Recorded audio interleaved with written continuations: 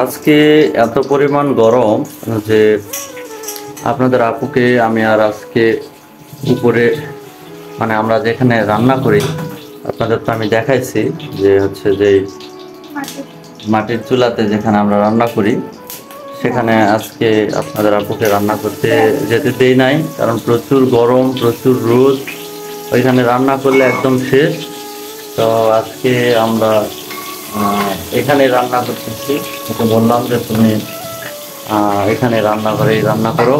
আর আজকে একটা দুঃখের সংবাদ আছে, সেটা হচ্ছে আমাদের কারেন্টের গ্যাসের যে চুলা রয়েছে সেই গ্যাস আমাদের শেষ হয়ে গেছে। এই কারণে আমাদের কারেন্টের চুলাতে রান্না করতে হচ্ছে, তাই না? কি আজকে কি রান্না করবা?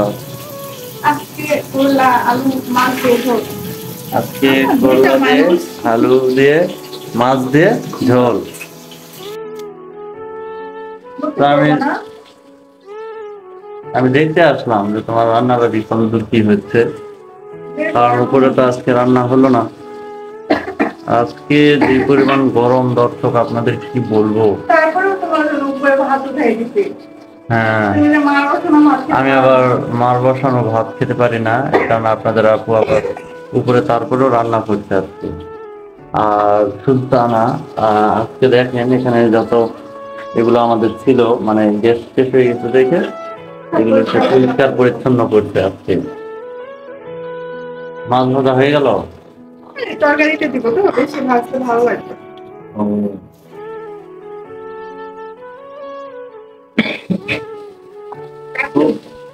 কি উঠতেছে?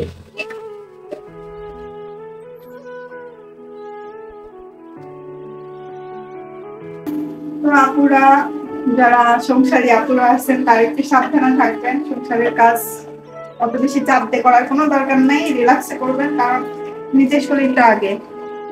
আর আমাদের এখানে এত পরিমাণ কারেন্ট যাচ্ছে, লোডশেডিং হচ্ছে যা বলার বাহিরে। রাতে তো থাকতেইছে না, 2-3 ঘন্টা করে থাকে কারেন্ট।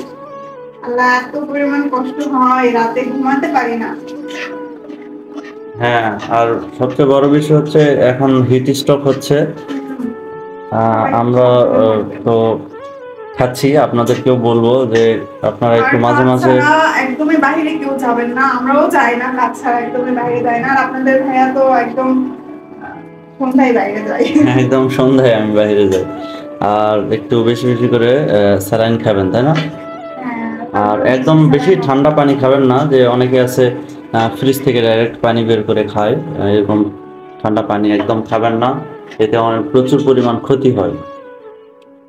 তো ঠিক আছে, আজকে আমাদের এই হচ্ছে রান্নাঘরের অবস্থা। সবাই ভালো থাকবেন, সুস্থ থাকবেন। আল্লাহ হাফেজ। আল্লাহ হাফেজ।